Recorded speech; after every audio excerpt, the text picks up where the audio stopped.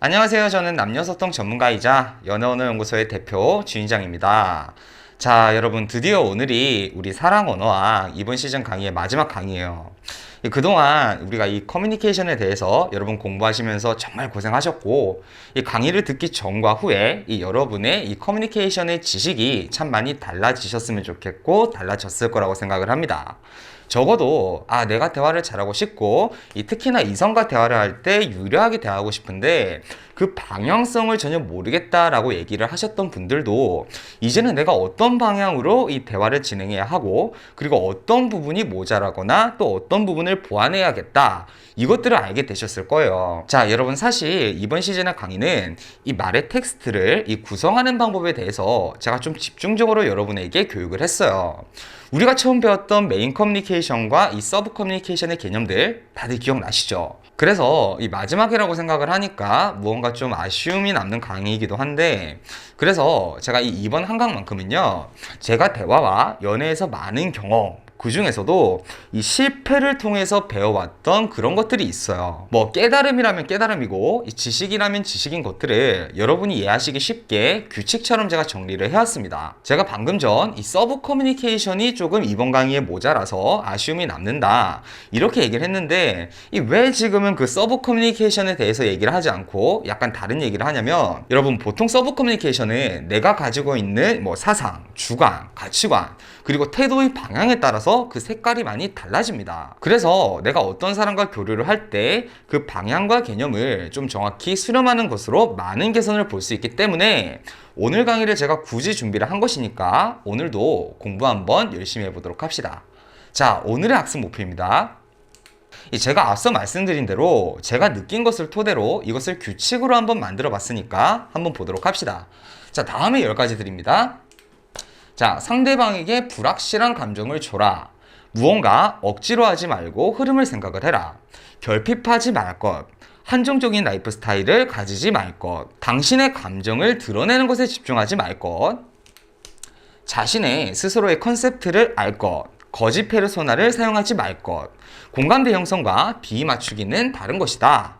이 상대방을 존중하되 흔들리지 말 것. 상대방의 한 부분을 보고 판단하지 말 것.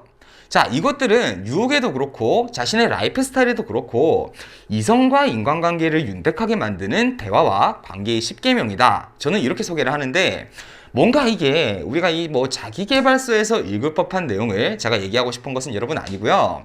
이 각 명제들마다 제가 여러분이 이해하고 공감하실 수 있도록 이 설명을 차근차근 해드릴 테니까 오늘은 여러분 머리 쓸 것들은 많지 않아요. 좀 편안하게 들어보시도록 하세요. 자, 첫 번째, 이 상대방에게 불확실한 감정을 줘라. 자, 여러분 우리가 연애를 할 때 이 상대방한테 원하는 것이 무엇이냐라고 한다면 이 상대방이 나에게 감정을 투자하기를 바라죠. 그리고 그 감정을 토대로 더 나에게 뭐 시간적이나 에너지나 상대방이 나에게 더 신경을 쓰기를 바랍니다. 그런데 이때 일반적으로 쉽게 선택하는 방식이 뭐냐면, 내가 너한테 이렇게 감정이 있으니까 너는 이 내 감정을 받고 너도 마찬가지로 나한테 이 너의 감정을 돌려줘, 이런 방식을 선택을 곧잘 합니다. 자, 그런데 저는 지금 이 맥락에서 여러분한테 말씀을 드리고 싶은 것이 뭐냐면요, 여러분 감정을 상대방이 혼란스러울 때 본능적으로 자라난다, 이 얘기를 드리고 싶어요. 물론 우리가 어떤 경우는 이성적으로 생각을 해서 저 사람이 지닌 가치를 따져보고 이 사람과 더 만나볼 그 가치가 있다고 이 머리가 판단하는 경우도 있지만, 과반수의 경우는 저 사람의 조건보다는 나도 모르게 저 사람에게 감정이 가고 관심이 가고 나도 모르게 저 사람에게 연락을 기다리고 있고 나도 모른 채로 상대방에게 나의 감정이 가버리는 그런 경우들이 더 많죠. 결국 연애라는 것은 이 후자의 상황을 기대하는 것이라고 봐야 해요. 전자의 상황인 이 사람이 가치는 있는데 내가 아직 마음이 가지 않는다, 이렇게 얘기할 수 있는 상황 또한 결국 내가 이 감정이 갈 수 있도록 그 시간을 우리 스스로에게 부여를 하는 그런 과정에 불과하거든요. 내가 지금 이 사람한테 감정은 가지 않지만 이 사람이 가치가 있긴 하니까 결국 나도 이 사람한테 마음이 가서 연애를 했을 때 그렇게 나빠 보이지 않으니, 즉 이성적으로는 발전의 여지가 있으니까 우리 스스로가 시간을 한번 두고 지켜보는 것인데, 결국 이것도 연애로 연결이 되려면 내 감정이 가야 한다는 것이죠. 자, 이럴 때 이 크고 작게 적용이 될 수 있는 명제가 바로 감정은 안정감이 아니라 혼란스러움 속에서 자라난다 라는 명제가 되는데, 우리가 이 주식과 적금을 예시로 한번 생각을 해보도록 해요. 우리가 주식과 적금, 이 두 가지에 우리가 이 금전 투자를 하고 있다고 했을 때 우리는 어떤 것에 더 신경을 많이 쓰이나요? 당연하게도 주식이죠. 이 적금 통장을 매일 들여다보면서 이게 얼마가 쌓였나, 이걸 보시는 분들은 정말 소수지만, 주식을 매일 아침에 일어나서 그 장이 열리면 하루하루 매일 보시는 분들은 뭐 그 주식으로 인해서 이 아침형 인간 생활을 하시는 분들을 우리가 주변에서도 흔하게 볼 수가 있습니다. 자, 이 이유가 무엇이냐면, 적금은 사실상의 안전자산이죠. 정해진 이율대로 우리가 만기가 되면 처음에 가입했던 상품대로 우리가 그 돈을 받는 반면에, 주식은 예측이 어려운 편에 속하며 그로 인해서 내가 투자를 했는데 이 손실을 볼 확률이 있습니다. 즉, 여기서 적금은 확실한 안정감인 것이고 주식은 불확실한 혼란인 것이죠. 자, 그래서 우리는 주식이 불확실하기 때문에 그 주식에 대해서 더 신경을 쓰고 시간과 에너지를 투자하게 되는 겁니다. 마찬가지로 우리가 이성관계에 대해서도 상대방에게 신뢰, 그리고 상대방이 나를 만났을 때 적어도 피해는 보지 않는다, 이런 안정감이 이 기준치 이상을 충족하여야 하는 것은 맞지만요, 완전하게 안정성에 대해서만 강조하는 그런 모습을 보인다면 그것에 대해서 상대방은 가치를 실감하지 못할 수가 있습니다. 그렇기 때문에 안정감에 대해서는 이 최소한의 기준을 충족시켜 주되, 상대방에게 불확실한 감정을 주는 것이 오히려 더 상대방이 나에 대한 감정을 키우는 것에 효과적이라고 얘기할 수 있는데, 이것을 실제로 이 유혹하는 과정에 접목을 해보면요, 상대방에게 내가 너를 이렇게 사랑한다, 지금 내 마음이 이렇게 커졌다, 이런 식으로 이 헌신적인 모습을 보여줌으로써 상대방에게 나에 대한 감정을 요구할 것이 아니고, 이 상대방 또한 내가 상대방에게 관심은 있어 보이지만 그렇게 확실하지 않은 상태에서 나 자신에 대해서 보여주는 모습이 상대방에게 매력적으로 비치는 것이 더 효과적인 방법이라는 결론이 나오겠습니다. 자, 여기서 주의할 것은 특히나 말로써 이걸 표현을 못해서 정말 안달나신 분들이 많은데요, 절대 여러분 뭐 너무 보고 싶다, 좋아한다, 뭐 자꾸 생각난다, 이런 말들을 주로 사용하시는데, 이런 말들은 서로 이미 일정 수준 이상 감정이 있다는 것이 확인이 되고 우리가 잠재적으로 연애를 시작할 것인데 뭔가 형식적으로 좀 더 시간을 가지는 그런 상황에서만 사용을 하는 것이지, 상대방의 마음을 얻기 위해서 사용하는 말은 아니라는 것을 알고 가도록 합시다. 자, 두 번째, 하드 트라이를 하지 말고 억지로 뭔가를 하지 말고 흐름에 맡겨라. 자, 이게 진짜 관계를 많이 망치는 핵심적인 이유예요. 제가 학생들을 봐도 분명히 이 흐름이면 이 사람이랑 좋은 관계로 이어질 소지가 꽤 많은데, 이렇게 느끼는 것들을 다 말아먹는 게 이 명제를 전혀 생각을 하지 않아서인데, 지금 내가 저 사람이 좋아요. 그런데 저 사람이 나를 딱 싫다는 표현을 한 것은 아니지만 막 그렇게 나한테 집중하고 있는 그런 상태는 아니에요. 이럴 때 관계를 급하게 가까이 만들고 싶어서 이 무리수를 둡니다. 내가 상대방한테 좋아한다라는 이 호감 선언을 한다거나, 이 상대방이 지금 내가 만남을 제시해도 그냥 좀 시들시들한데 이 무리하게 날짜와 시간을 명시하고 장소까지 명시를 하면서 이 상대방을 압박을 하는 거예요. 그리고 뭐 연락은 끊이지 않게 하려고 막 노력을 하는데, 이 상대방 입장에서는 이게 좀 부담스럽고 불편한 것이죠. 이게 보통 가장 많이 발생하는 경우가 언제냐면, 이 어찌저찌 첫 데이트를 한 그 이후입니다. 이 첫 데이트 때 내 생각에는 분위기가 그렇게 나쁘지 않았어요. 상대방도 나를 굳이 판단을 하지만 나쁘게 생각하기보다는 좋게 생각하는 것 같으니까 지금 내 머릿속에서는 이미 진도가 너무 많이 나가버린 것이죠. 자, 그래서 지금 상황을 판단을 할 때도 이 첫 데이트에서의 그 좋은 분위기만 생각을 하고, 그래, 이만큼은 상대방이 나한테 마음이 왔어, 오케이, 여기까지는 내가 확보를 했어, 이렇게 생각을 하고 있는데, 이 정작 상대방은 첫 데이트 이후에 그 다음날에 약간 생각이 바뀔 수도 있고 감정이 좀 시들시들해질 수도 있는데, 그 상황은 절대 고려를 하질 않습니다. 왜냐하면 지금 이 상황을 생각하면 약간 내가 뭔가 지금 손해를 보는 상황처럼 느껴지기 때문이죠. 내가 여기까지 진도를 나가놨는데 그 진도가 수포로 돌아가는 것 같은 그런 상황이니까, 그런 상황을 인정할 바에는 그냥 무리해서 진도를 나가보는 그런 선택을 하게 되는 겁니다. 물론 결과는 대부분 제가 경험하기로는 90% 이상 좋은 결과가 따르지 않습니다. 문제가 뭐냐면, 그 순간에 여러분은 이 관계에 대한 기회가 딱 그 순간만 있다라고 생각을 합니다. 여기서 만약에 실패를 해버리면 내가 그 사람과 좋은 관계로 발생할 수 있는 기회가 이 완전 상실이 되는 것처럼 이렇게 느끼곤 하는데, 여러분 실제로는 지금 당장 약간 시들해졌어요. 그럼 그 스탠스를 받아들이고 한동안 연락하지 않으면 상대방이 또 나와의 교류에 대한 부담감이 줄어들고, 내가 첫 데이트 때 진짜 좋은 인상을 남겼다면 그 뒤에 평가를 내릴 때는 그 사람 뭐 확 끌리지는 않았지만 뭐 나쁘지는 않았다, 이런 이미지가 내려져 있을 수가 있거든요. 그럼 일정 기간 뒤에 또 교류를 시도해서 발전할 수 있는 소지가 생깁니다. 자, 제가 좀 더 쉽게 설명을 하자면요, 연애를 할 때는요, 우리가 인맥 관리를 하는 것처럼 잠재적 연애 대상들에 대해서 운영을 할 필요가 있어요. 여기서 말하는 운영이 뭐 이 사람 저 사람 감정을 흔들어 놓는 뭐 어장 관리를 의미하는 것은 아니고, 잠재적인 대상들에 대해서 우리가 언제든지 연락을 하고 지낼 수 있는 그런 관계들을 유지하는 것이 필요하다는 것이죠. 이게 여러분 직접적으로 여러분의 유혹, 연애 실력에 영향이 많이 갑니다. 자, 이걸 설명하기 위해서 다음의 명제를 보도록 할게요. 결핍하지 말 것. 자, 제가 방금 잠재적인 대상들과의 관계를 굳이 지금 당장 연인 관계, 이성 관계로 발전하지 않더라도 이 운영을 하는 것이 좋다라고 표현을 했죠. 자, 그 이유가 뭐냐면 이 결핍 때문입니다.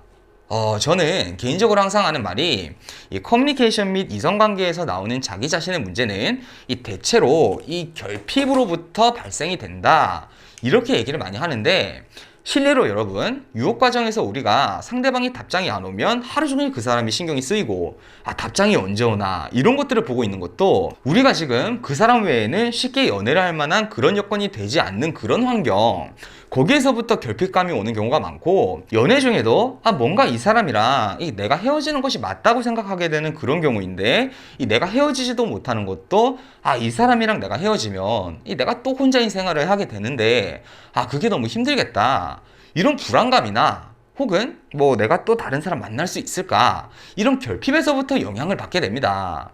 자, 여기서 이해를 하고 넘어가야 하는 것은, 이런 케이스들의 원인이 온전하게 결핍이 100%의 원인이라고 얘기할 수는 없지만 분명히 과반수 이상의 부정적인 영향을 미친다는 것에는 거짓이 없습니다. 즉, 결핍하지 않다고 해서 전혀 우리가 이런 연애에서 발생하는 부정적인 감정을 느끼지 않는다, 이렇게 얘기할 수는 없지만, 정말 일상이 망가지거나 극한의 우울감을 느끼는 상황까지는 도달하지 않고 우리가 우리 마음을 자가적으로 잘 정비할 수 있는 수준까지 그 임계치를 넘지 않도록 할 수 있다는 것이죠. 또한 유혹에 관련해서도 내가 결핍하면 내가 상대방에게 조급한 모습을 보이게 되고, 이건 우리가 말했던 이 행위적 단서라는 개념, 다시 한번 설명하자면 내가 보이는 행동의 배경을 상대방이 추론을 해보게 되는 것이 행위적인 단서다, 이렇게 얘기할 수 있는데, 그 행위적 단서의 측면에서도 조급함이나 절실함 같은 것은 일반적으로 매력적이게 비추어지지 않는다고 얘기할 수 있습니다. 그래서 우리가 앞선 얘기들을 정리를 해보자면, 결국 결핍감을 느끼는 것이 유혹에서도 연애를 이어가는 입장에서도 훨씬 우리에게 더 큰 이익이 있는 심리적인 포지션이다 라고 얘기할 수 있는데, 자, 그러기 위해서 또 다음 명제를 보도록 할게요. 자, 한정적인 라이프 스타일을 가지지 말 것. 자, 그렇다면 우리가 결핍함을 느끼지 않기 위해서는 또 어떻게 해야 하는가? 여러분, 이건 정말 공통적인 특징인데요, 스스로가 생각을 하기에 내가 연애할 기회가 많이 없다, 연애를 하기 위해선 주변에 소개를 받는 수밖에 없고, 또 그렇다고 길에서 내가 번호를 따서 연락을 하기엔 용기가 나지 않는다, 이런 분들의 공통적인 특징을 보면요, 굉장히 한정적인 라이프 스타일을 가지고 있어요. 매일 같은 패턴의 일상생활이 반복이 되고, 인간관계 또한 협소하며 새로운 사람을 만난다고 할지라도 그것이 사적인 관계로 긴밀하게 지내지 못하는 그런 분들이죠. 그러다 보니까 당연히 이 새로운 이성을 만날 기회는 줄어들고, 기회가 작다 보니 결핍하게 되고, 결핍하다 보니 어쩌다 찾아온 기회도 제대로 잡지 못하는 그런 악순환의 굴레가 형성이 됩니다. 그럼 결국엔 이 악순환의 굴레를 끊어내기 위해서는 내가 이성을 만날 기회가 많은 라이프 스타일을 가지는 것이 근본적인 해결책이 되는데, 여기서 물론 이성이 직접적으로 많은 뭐 그런 공간, 뭐 술집, 번화가, 이런 곳에 가는 것도 해결책이 될 수 있겠지만, 그것보다는 내가 속한 이 소셜 범위를 확장해 주는 것이 더 효과적이다, 이렇게 얘기할 수 있겠습니다. 자, 이 소셜이라는 것은요, 돈을 우리가 버는 것과도 굉장히 유사해요. 우리가 결국 돈에 대해서도 이 시드머니를 모아서 그 시드머니를 토대로 결국에는 이 돈이 돈을 벌어다 주는 그런 경제적인 자생을 바라잖아요. 사람도 마찬가지입니다. 처음에는 시드 인맥이 필요합니다. 그렇다면 이 시드를 찾기 위해서는 지금까지 내가 만난 사람들을 계속 만나고 이 친밀하게 지내는 것이 효과적인가? 아니요. 그렇지가 않습니다. 이미 내가 정말 친밀하게 지낸 사람들은 나와 비슷한 속성을 가진 사람들이 많아요. 그러니까 내가 편하게 느끼고 그 사람들과 친밀하게 지낼 수가 있던 것인데, 여러분이 지금 여러분의 상황에서 소셜을 넓히려는 목적을 가지고 있다면 필연적으로, 필수적으로 새로운 사람을 만나는 그런 경험들이 필요합니다. 또 여기서 고려해야 할 것은 내가 참가할 수 있는 가장 사회적으로 높은 수준의 소셜에 참가를 해야 돼요. 어쩔 수가 없는 것이 뭐냐면, 이게 시장의 원리인데, 술 마시는데 뭐 헌팅포차에서 소주를 마시면 노는 집단과 뭐 되게 좋은 곳에서, 이런 곳에서 정말 와인과 양주를 먹기는 집단은 이 삶에서 경험을 할 수 있는 그 폭이 굉장히 다릅니다. 그리고 통상적으로 그런 소셜에 속하면 속할수록 내가 더 나은 경험, 더 희소한 경험을 하게 될 확률이 높고, 소속된 사람들 또한 사회적으로 좀 더 가치가 높은 사람들을 가까이 할 수가 있게 됩니다. 물론 지금 내가 뭐 시그니엘 레지던스 가서 와인 마시면서 슈퍼카를 타는 집단에 속할 수는 없겠죠. 그럼에도 불구하고 내 소셜의 에버리지를 높여갈 필요는 있다는 것이죠. 이 목적까지 도달하기 위해서는 일단 사람을 만나는 그 자체를 좀 즐겨야 하고, 그러기 위해서 내 한정적인 라이프 스타일, 집, 직장, 주말에는 몇 명의 친구, 이런 한정적인 생활에서 벗어나서 좀 더 능동적으로 나의 활동 범위를 확장할 필요가 있겠습니다. 자, 다음 명제 보도록 합시다. 당신의 감정을 드러내는 것에 집중하지 말 것. 제가 앞서 말했지만 감정은 확실함이 아닌 불확실함으로부터 자라난다 라고 말을 했습니다. 연애에서 이 확실함과 불확실함을 가장 쉽게 느낄 수 있는 것은 상대방에 대한 나의 호감선언입니다. 이 내가 상대방에게 좋아하는 티를 내거나 언어적으로도 나는 너한테 마음이 있어, 이런 식으로 호감 선언을 한다면 뭐 어떤 상황에 놓이냐면, 상대방은 우리와의 관계를 지금 결정을 하여야 하는 의무감이 생기게 됩니다. 흔히 짝사랑 중에 고백을 하고 관계가 오그러지는 것이 대표적인 예시가 되겠는데, 상대방은 나와 연애할 생각이 없는데 나는 상대방으로 인해서 이 내가 감정을 소모하는 것이 지금 싫고, 혼자 짝사랑하는 것이 힘들고 서글프고, 뭔가 앞으로 내가 이 사람을 더 좋아한다고 해도 연인으로서 발전할 것 같지 않으니까 고백, 내 감정을 드러내고 그 관계에서 벗어나라고 하는 것이죠. 그런데 사실 이 대부분의 짝사랑 실패 케이스들은요, 이 바로 감정을 드러내는 것이 그 실패의 근원이 됩니다. 자, 보통 짝사랑 중에 내가 상대방과 연인이 될 것 같지 않다라는 느낌을 받을 때 고백을 많이 하거든요. 이렇게 되는 데까지 이유가, 뭔가 직접적으로 고백은 하지 않았더라도 연락의 빈도나 아니면 내가 상대방한테 던진 말들에서 호감이 배어있는 그런 문장을 사용하였다 보니까 상대방 입장에서는 어느 정도 눈치를 채게 되는데, 이때까지 내가 보여준 모습, 우리가 7강에서 배웠던 이 레이어가 연애 대상으로까지는 보여지지 않으니까 나와 선을 두고 그 이상 가까워지지 않으려고 하겠죠. 그러니까 이런 경우는 내가 호감을 드러냄으로써 상대방과의 관계를 오히려 저해시킨 것이 되는 것이죠. 자, 여기서 제가 정리를 해드리고 싶은 것은, 여러분, 상대방 또한 나에게 감정이 있다는 확신이 있으면 우리도 어느 정도는 그 사람에게 감정을 드러내는 것이 효과가 있어요. 내 감정을 드러내는 것이 상대방이 나에게 다가오는 것을 좀 더 수월하게 만들어주기도 하니까요. 그런데 이 호감을 드러내는 것을 어떻게 쓰면 안 되냐면, 상대방의 관심을 끌기 위해서 사용을 하면 안 됩니다.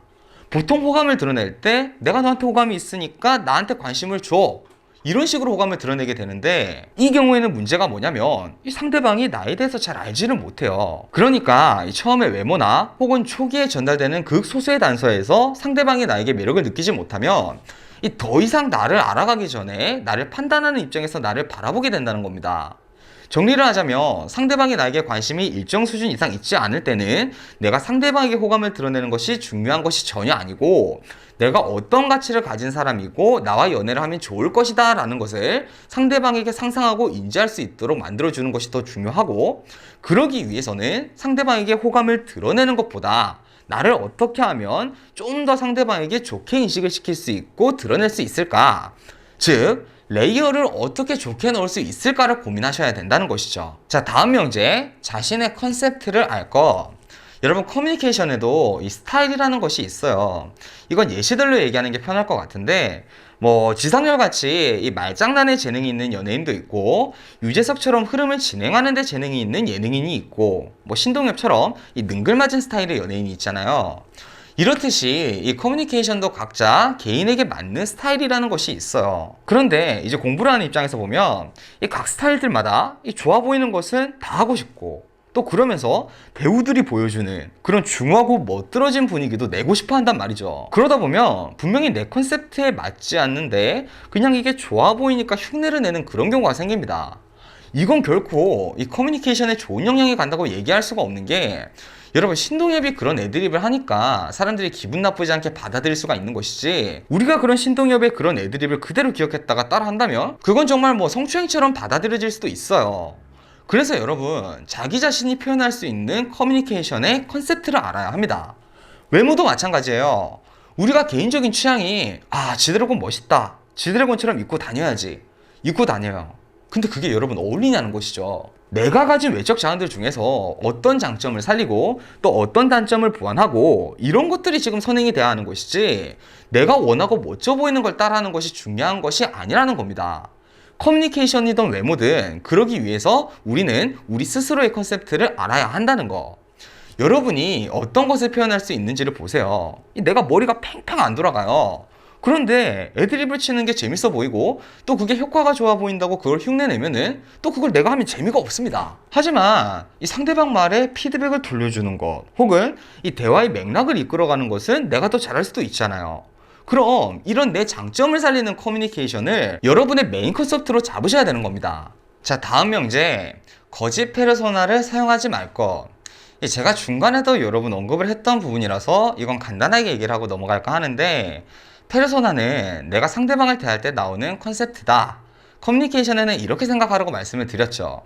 그리고 페르소나가 가식적이면 아무리 좋은 말도 좋은 효율을 볼 수가 없다라고 말씀을 드렸는데, 제가 오늘 얘기하고 싶은 건 그럼 대체 왜 거짓 페르소나가 나오는지에 대해서 얘기를 할 거예요. 자, 우리가 보통 우리 자신을 꾸며대는 남자분들 같은 경우에는 이 여자분들에게 매너 있는 척, 멋진 척을 하려고 하는 것처럼, 그럴 때 여자분 입장에서는 그게 그냥 사회적으로 용인이 될 수 있는 그런 것이 아니라면 오히려 교류를 하는데 거부감이 생기죠. 문제가 뭐냐면 지금 여러분이 원하는 것은 그 사람이랑 실제로 교류하는 것을 원하는 것이 아니기 때문이에요. 지금 내가 이 사람이랑 이야기를 하면서 이 사람과의 이야기에 빠져들고 소통하는 것에 집중을 하고 있는 것이 아니라, 어떻게 하면 이 사람한테 내가 지금 분위기 있게 보일까, 잘 보일까, 어떤 표정 보여야지 멋있지, 어떤 말을 해야 멋있지, 이런 생각들이 더 선순위에 있는 겁니다. 그러니까 페르소나는 꾸며지게 되고, 또 꾸며진 페르소나가 우리에게 뭔가 좀 숙련돼 있고 그런 페르소나도 아니에요. 평소에는 친구들이랑 얘기할 때 야 이 새끼 마 이렇게 얘기하던 사람이 식사는 하셨어요? 평소에 어떤 거 좋아하세요? 이렇게 얘기를 하니까 당연히 숙련도가 없고 그게 어색해 보이죠. 그리고 동시에 신경 쓸 것도 되게 많아요. 표정, 말투, 행동, 자세, 문장은 어떻게 쓸 것이며, 이걸 일일이 다 기술적으로 신경을 쓰고 있으니까 정작 상대방이 어떤 얘기를 해도 거기 집중이 안 되고 그 스토리에 빠져들지를 못하고, 이런 부분에 대해서는 다 충족하지를 못하는 겁니다. 비유를 하자면 우리가 볼링을 칠 때 스텝, 릴리즈, 손각도 이런 걸 전부 다 신경을 쓰면 처음에 오히려 점수가 떨어집니다. 한 번 개선을 할 때 이 딱 하나의 포인트만 생각하고 또 그게 좀 익숙해지면 또 다음 걸 생각하고, 이런 식으로 계산을 해야 하는 것이죠. 마찬가지로 내가 상대방이랑 교류하는데 집중하면서 내가 보여주고 싶은 한 가지 포인트만 보여준다는 식으로 더해야 이게 이질감 없이 상대방에게 전달이 되는데, 너무 기술적으로 이 좋은 모습만 보여주려고 하다가 오히려 상대방이 거부감을 가지게 된다는 것이죠. 교류를 할 때는 상대방과 교류를 하는 그 자체에 여러분이 몰입을 하고 빠져들 필요가 있겠습니다. 공감대 형성과 비율을 맞추는 것은 다른 것이다. 자, 여러분, 우리가 흔히 상대방과 친해지려고 할 때 하고자 하는 것이 공감대 형성입니다. 상대방이랑 나와 이 공통적인 유사점을 찾고 거기에 대한 대화를 나누면서 이 레포를 쌓기를 바라죠. 자, 그런데 여기서 제가 지적을 하고 싶은 것이 있어요. 상대방이랑 공감대를 쌓는 것과 상대방의 비율을 맞추는 것은 여러분 달라요. 공감대를 쌓는다는 것은 유혹적으로 어떻게 활용이 되어야 하냐면, 공감대를 쌓으면서 거기에 내 생각을 드러냄으로써 결국 이성적으로 내가 상대방에게 좋은 평가를 받아야 공감대를 쌓는 그 이유가 있는 것인데, 단순히 이 상대방의 비율을 맞추기 위한 그런 공감대 형성은 크게는 도움이 여러분 되지가 않습니다. 예를 들어서 예전에 연애책들을 보면은 상대방이 직장 생활에서 이 상사로 인해서 스트레스를 받는다 이렇게 얘기를 하면 내가 그 상사를 내가 더 욕을 한다거나 화를 내는 식으로 뭔가 공감대를 맞춘다 이런 표현을 했지만, 뭐 예전에는 이게 트렌드긴 했어요. 실제로 효율이 좋은 내용들이기도 했고요. 그러나 지금은 여러분 굳이 그럴 필요가 없어요. 지금 상대방이 자기 직장 상사로 인해서 스트레스를 받는다고 얘기를 하면요, 이 상대방에게 뭔가 감정적인 위로를 던져주고 이 손 윗사람이 손 아랫사람이 투정을 들어주시듯이 들어주는 것이 훨씬 더 지금 효율적인 방법이 됩니다. 그리고 또 하나 제가 짚어드릴 것이 뭐냐면, 이 연애를 전제로 하는 남녀는 곧잘 뭐 연애적인 가치관에 대해서 얘기를 하죠. 뭐 연락은 어떻고 데이트는 어떻고 연애 전반적으로 어떻고 뭐 이런 얘기들. 그런데 지금 내가 상대방을 만나고 싶다 보니까 분명히 상대방이 가진 가치관들 중에서 내가 수용을 하지 못하고 좀 상대방이 과다고 느낄 수 있는 부분들도 분명히 있거든요. 그런데 이 뒤에 가서 이런 얘기를 수용하지 못할 거면서 지금 당장 이 사람과 연애를 바라다 보니까 이 사람이 지금 하는 말에 내가 맞장구를 쳐버리는 겁니다. 예를 들면 나는 굳이 연락이 중요하다고 생각하지 않아요, 이렇게 상대방이 얘기를 하는데 내가 거기에 그쵸, 요새 뭐 일하다 보면 핸드폰 볼 시간도 없을 수도 있고 그냥 서로 사랑한다는 마음만 있으면 되죠, 이렇게 얘기를 해버리는 겁니다. 그런데 그 뒤에 막상 진짜 연락이 안 되는 그런 상황이 펼쳐지면은 이 사람이 연락을 안 하는 정도가 너무 심하고 내가 너무 외로워지는 것이죠. 그럼 그때 가서 상대방에게 얘기하지만 상대방은 지금 이때 말한 것을 명분 삼아서 그럴 거면 내가 처음에 얘기할 때 얘기를 하지 왜 지금 와서 불만을 얘기하냐, 이런 식으로 빠져나가 버리고 나는 또 거기에 스트레스를 받아야 하고, 이런 상황들이 충분히 생길 수가 있는 것이죠. 자, 유혹적 차원에서도, 관계를 유지해 나가는 차원에서도 무조건 상대방과 공감대를 쌓기 위해서 상대방의 일방적인 비위 맞추기는요, 적절하지가 않습니다. 때로는 상대방과 의견이 다르지만 내가 상대방을 납득시킬 수 있는 논리를 펼침으로써 이 사람이 나에게 동화가 되고 그 동화됨으로 인해서 나에게 더 좋은 감정을 가지기도 합니다. 무조건 상대방에게 예스맨, 예스걸이 돼서는 안 된다는 거. 자, 다음 명제 보도록 하죠. 상대방을 존중하되 흔들리지 마라. 자, 이건 갈등 상황에 대해서 얘기를 하는 건데, 여러분 제가 갈등 상황에서의 비밀을 하나 알려드릴게요. 이거 하나만 알면 여러분이 갈등 상황에서 절대 부정적인 상황에 빠질 일이 없어요. 바로 여러분 감정 반응을 하지 말라라는 겁니다. 보통 갈등 상황이 되면 한쪽이 한쪽에게 화를 내기 시작하고 그 반대쪽도 그 화를 받고 같이 화를 내면서 그 불꽃이 터지기 시작하죠. 그리고 서로의 논리를 상대방에게 받아들이기 위해서 막 말을 쏟아냅니다. 그러다 보면 뭔가 억지를 부리기도 하고 또 말꼬리를 잡는 식의 대화가 돼서 서로 막 나가는 식으로 됐어, 너랑은 말이 안 통해, 내가 너한테 뭘 기대하겠니, 이런 식으로 이 상대방한테 감정적인 상처를 주는 그런 말을 하게 되기도 하고 그렇죠. 여기서 부정적인 상황을 방지하는 방법으로는 두 가지가 있는데, 하나는 상대방의 감정과 논리를 그저 다 받아주는 거죠. 그런데 여러분 이렇게 되면 어때요? 우리는 관계에서 스트레스를 받게 되고 뭔가 이 관계를 영위해 나가는 것이 너무 힘들어지겠죠. 그리고 점점 더 상대방은 더 과한 것들을 요구하는 경우들이 있고요. 그렇기 때문에 가장 좋은 것은 이 흔들리지 않는, 이 감정 반응을 하지 않는 태도를 유지하면서 부정적인 상대방의 태도를 잠재우고 합의점을 찾는 방식입니다. 여러분 화를 내는 것도요, 이 상대방이 거기에 반응을 해야 거기에 대해서 화를 냅니다. 상대방이 화를 내는데 내가 거기에 대해서 화를 내지 않고 차분한 태도를 유지하면 이 상대방 입장에서는 그 상황 자체가 자기가 나빠 보이고 뭔가 허탈하기 때문에 금방 화를 가라앉혀요. 그리고 그 이후에 상대방의 태도를 지적하면서 내 이야기부터 시작하면 거기서부터는 내가 좀 더 유리한 쪽으로, 이게 협상이라고 얘기하기는 어렵지만 이 사실상 협상과 유사한 형태죠. 내가 좀 더 유리한 입장에서 상대방과 협상을 할 수 있는 그런 포지션을 우리가 취할 수 있게 되는 것이죠. 애기들 훈육하는 걸 생각해 보면 돼요. 애기가 막 울고불고 뗐을 때 보호자가 막 같이 이렇게 화를 내고 이렇게 소리를 지르고 그러면 이 아이의 감정이 가라앉나요? 아니죠. 이럴 때 전문가들을 보면은 절대 화를 내지 않고 차분하게 대처를 하죠. 그리고 아이는 그 차분한 모습에 뭔가 위압감을 느끼게 되죠.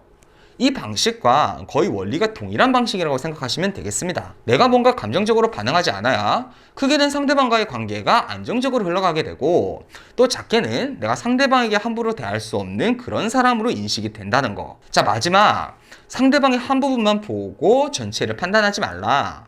자, 여러분 생각보다 사람은 사람을 판단하는 것에 미숙합니다. 특히나 연애에 상처받는 분들만 봐도 처음에 그 사람이 보여준 그 사람의 정말 극소수의 모습에 이 사람 참 괜찮다, 이렇게 생각하고 연애를 덜컥 좀 섣불리 시작했다가 내 생각과는 다른 그 사람의 모습에 상처를 받곤 하죠. 그리고 어느 경우에 굳이 상대방이 의도하지 않는 모습을 내가 보고 이 사람은 이런 부분에서 이러니까 이 다른 부분에서도 이럴 거야. 이렇게 나 혼자서 확신을 가지다가 그 확신이 깨지고 상대방에게 실망하게 되는 경우도 있고, 또 반대로 한 가지 안 좋은 모습을 보고 이 사람이 이런 단점이 있는데 이 단점이 나중에 가면 이런 생각으로 좋은 사람을 놓쳐버리는 그런 경우도 있단 말이죠.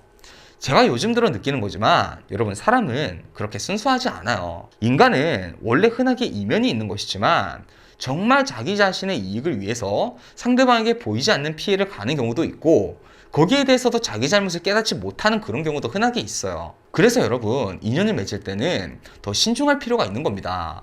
지금 당장 상대방이 하나 두 개의 장점을 보고 감정이 확 이끌려서 이 감정으로 인해서 이 상대방의 단점마저도 합리화를 하고 나중에 그 사람을 욕하면서 내 시간들을 아까워하고 이럴 것이 아니라, 특히나 지금 달콤함이 있을 때 오히려 조심하고 냉철하게 판단할 줄 알아야 해요. 이런 생각들을 많이 해요. 지금은 내가 그렇게 마음이 크지 않으니까 나도 그냥 적당히 즐기다가 이 사람이 나한테 상처를 줄 만한 그런 사람이면 그때 안 보면 되지 뭐. 자, 문제는 여러분은 여러분의 감정을 컨트롤할 수 없다는 겁니다.